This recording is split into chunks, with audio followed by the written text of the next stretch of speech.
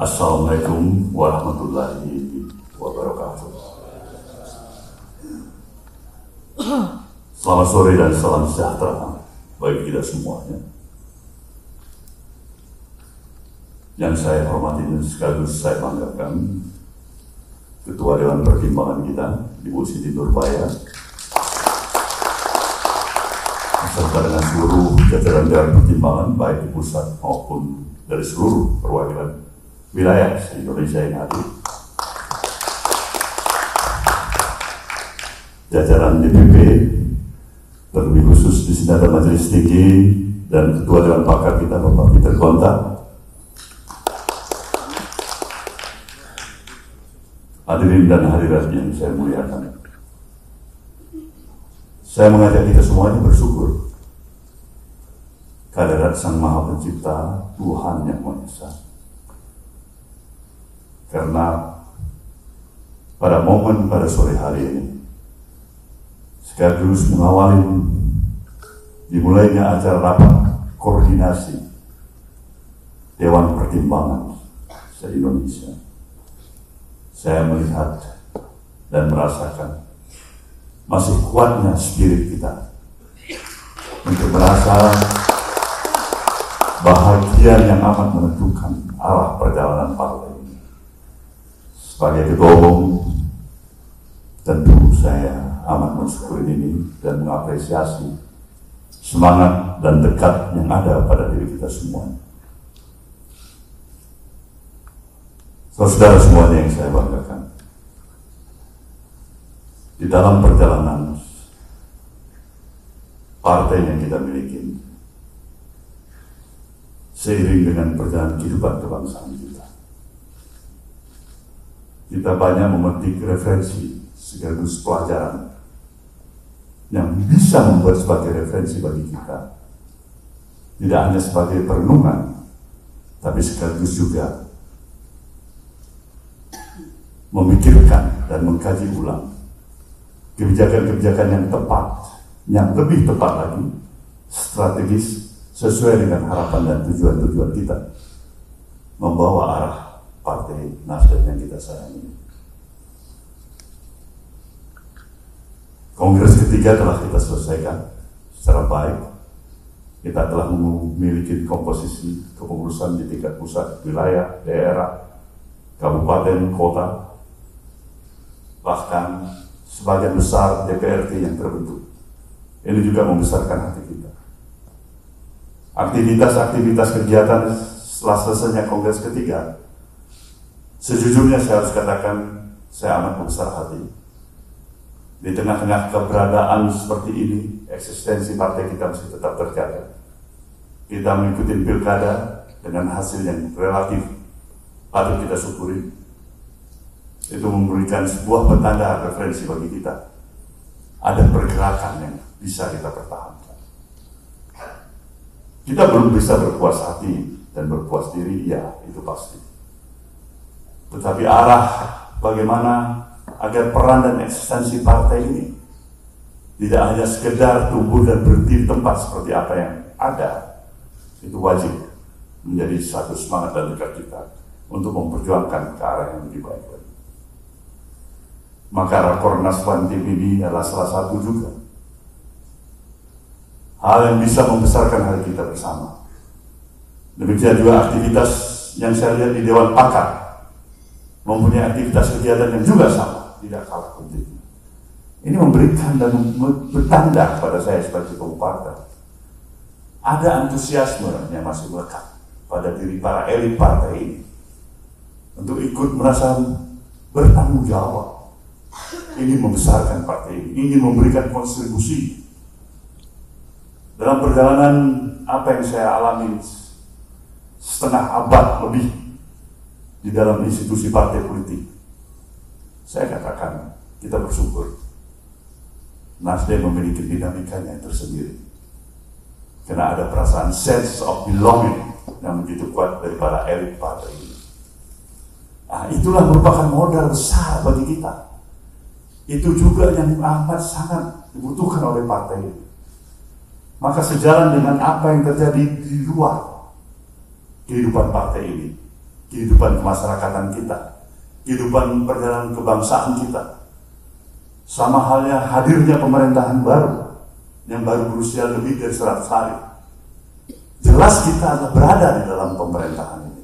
Artinya memberikan sikap politik kita mendukung jalannya pemerintahan ini, mendukung kepemimpinan pemerintahan ini.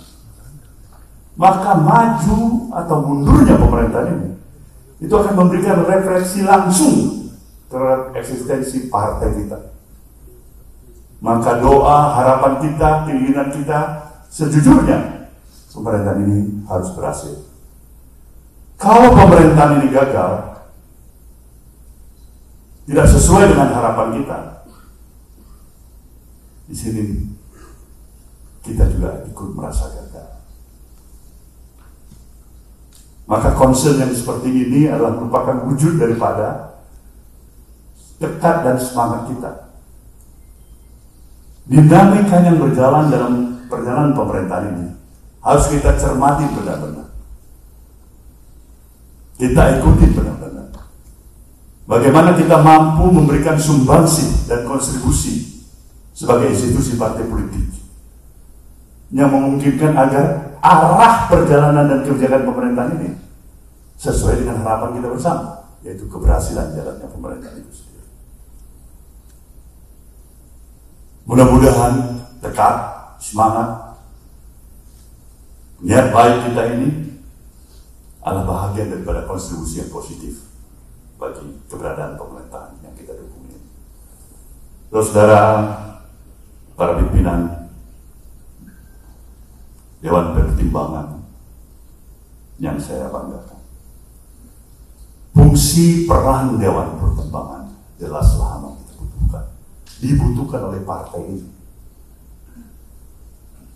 Posisi keberadaan eksistensi dalam pertimbangan ini jelas akan bisa memberikan sebuah kontribusi yang amat sangat patut dan perlu menjadi referensi atas kebijakan, baik di tingkat pusat, wilayah maupun daerah. Maka semakin proaktif sikap, polisi, kebijakan, tindakan, kerja Dewan Pertimbangan di lapangan, maka semakin besar hatilah kita semuanya.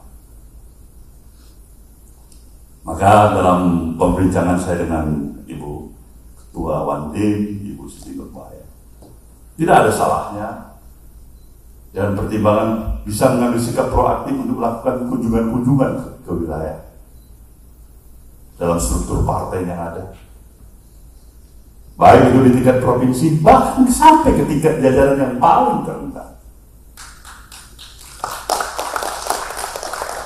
Mekanismenya diatur cukup dengan pemberitahuan kepada DPP, DPP memberikan referensi dan instruksi.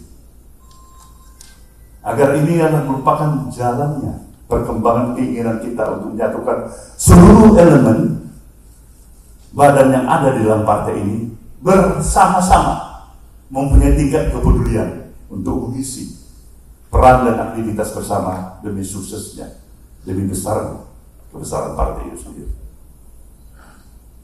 Saudara semuanya, kita tetap harus bisa mampu menjaga stamina kita, haus dapur kita. Situasi dan dinamika yang ada tidak selamanya membawa rasa optimisme kepada diri kita.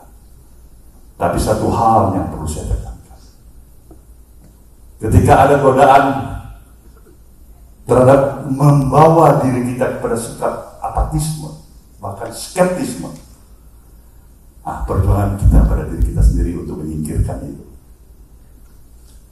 Ketika kita larut dan terjebak pada skeptisme itu, apatisme itu, partai amat sangat dirugikan. Partai tidak mempunyai modal yang besar, kecuali kemampuan kita mengkonsolidasikan seluruh kekuatan fungsionaris dan para kader yang terlibat di dalam partai ini. Itulah modal sejatinya partai yang memiliki. Partai tidak bisa tergantung pada peran eksternal di luar daripada badan partai ini. Bahkan sejujurnya, Kita mencoba melakukan tahapan konsolidasi, mencoba adanya upaya peningkatan setelah Kongres ketiga dilakukan. Untuk bagaimana mempersiapkan langkah-langkah strategis kita yang lebih jauh dalam persiapan menghadapi pemilu berikutnya. Kalau biasanya kita belum mempersiapkan bagaimana kesiapan kita untuk menanggulangi persiapan dana saksi misalnya, sebagai contoh kecil.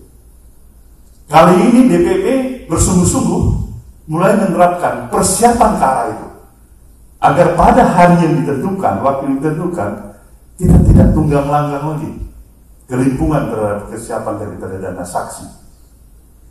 Kita tentunya memahami faktor dana saksi saja adalah bukan merupakan masalah yang biasa-biasa dan kecil. Dia memerlukan sebuah jumlah biaya yang cukup besar. Katakan 1 juta TPS yang dipersiapkan. Dengan 2 saksi, paling tidak ada 2 juta orang yang terlibat untuk dibiayai pendanaan yang menjadi saksi. Ini bukan masalah kecil. Maka dari jauh-jauh hari kita mempersiapkan dan mengantisipasi berbagai macam kesiapan-kesiapan yang kita perlukan. Kita bersyukur hasil pemilu dari tahapan pemilu pertama yang kita ikuti. Kedua, bahkan ketiga, tren akselerasi peningkatan terus kita capai. Tapi tantangan kita yang paling berat, saya pikir, sama bahkan lebih berat daripada yang berat-berat kita hadapi, adalah pemilu yang akan datang pada tahun 2029. Di sana, saya harus menyatakan kepada saudara, tidak hanya kemampuan skill, knowledge, pengorganisasian yang terkonsolidasikan sedemikian rupa sebagai satu-satunya jawaban mengatasi permasalahan. Itu tidak cukup. Kita memerlukan kemampuan sumber daya manusia kita, ya. Strategi yang tepat, ya. Tapi logistik yang besar juga dibutuhkan untuk itu. Sementara dari mana kita memperoleh ini? Kita belum mampu untuk menerapkan posisi secara normatif. Partai sudah mampu untuk melakukan pemungutan iuran keanggotaan misalnya, secara konvensional dan tradisional. Kita belum bisa mencapai ini. Maka diperlukan inisiasi pemikiran-pemikiran yang strategis, inovasi yang strategis. Dan tentu langkah-langkah ini tidaklah langkah yang bersentuhan dan melanggar norma-norma hukum yang ada. Karena partai berkewajiban untuk di setiap saat meningkatkan kewaspadaannya untuk dia tidak bersentuhan terhadap aspek yang melakukan pelanggaran hukum. Itu komitmen Nasdem. Karena berulang kali saya katakan di mana saja kemampuan kita yang terbaik untuk memberikan arti keberadaan eksistensi partai ini adalah kita mampu menggandengkan kemampuan profesionalisme yang kita miliki dengan etika dan moralitas. Dan saya berpikir itulah sejatinya komitmen dan konsistensi perjuangan partai yang bernama Nasdem yang harus kita pegang teguh, saudara. Jadi ini pikiran-pikiran kita.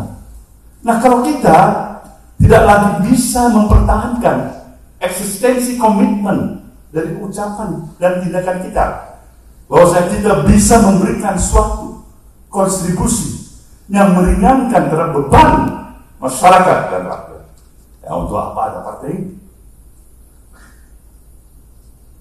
Saudara, situasi hari ini mewajibkan kita sebagai kader partai ini untuk jauh bisa bekerja lebih keras. Mewajibkan kita untuk jauh lebih bisa meningkatkan kewaspadaan kita. Naluri dan situasi politik kita harus semakin kita pertajam, saudara-saudaraku semuanya. Ingat, tidak semua gambaran apa yang kita lihat pada hari ini akan berjalan sebagaimana apa yang kita rasakan hari ini. Gelombang pasang surut kehidupan ini, perjalanan kebangsaan kita bisa setiap saat terjadi. Tapi sekali lagi seperti saya katakan pada saudara, kita harus memperjuangkan sesuatu yang memungkinkan agar suksesnya pembangunan dan jalannya pemerintahan ini berhasil seperti semua yang kita harapkan. Maka untuk itulah saya sekali lagi mengucapkan selamat kepada Dewan Pertimbangan yang telah menginisiasi pertemuan rapat koordinasi se-Indonesia pada hari ini. Terimalah penghormatan saya sejatinya pada saudara semuanya. Hormat saya dan terima kasih saya pada saudara yang datang dari berbagai wilayah. Di tengah-tengah kesibukan saudara semuanya, bahkan mungkin halangan atas kondisi yang saudara miliki, tapi tekad dan semangat saudara telah membuktikan kita mempunyai modal untuk lebih maju lagi ke depan. Selamat berakornas dan sekian, terima kasih. Wabillahi taufiq wal hidayah. Wassalamualaikum warahmatullahi wabarakatuh. Dan sekaligus saya nyatakan rakornas ini dibuka.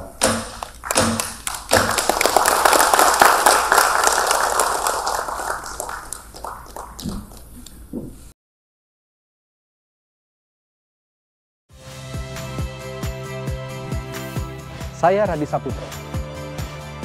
Saksikan program-program Kompas TV melalui siaran digital, pay TV dan media streaming lainnya. Kompas TV, independen, terpercaya.